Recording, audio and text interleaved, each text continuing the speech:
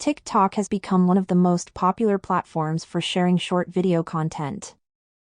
Every day, millions of users around the world use this app to create, watch, and share various entertaining videos. However, one common annoyance when using TikTok can be the sudden sound that plays when opening the app. This situation can be undesirable, especially if you are in public or want to maintain privacy while using TikTok. Fortunately, there is an easy way to mute the sound on TikTok when opening the app. In this tutorial, we will explain step by step how to achieve this on Android and iOS devices.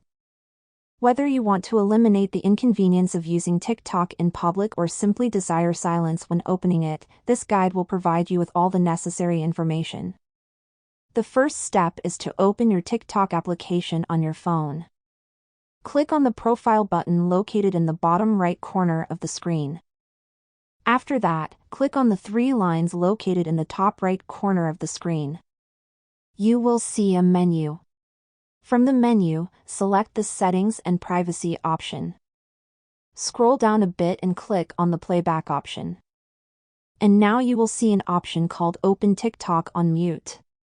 When you open TikTok, videos will be muted by default. You can tap to unmute videos or use your device's volume controls to adjust the sound.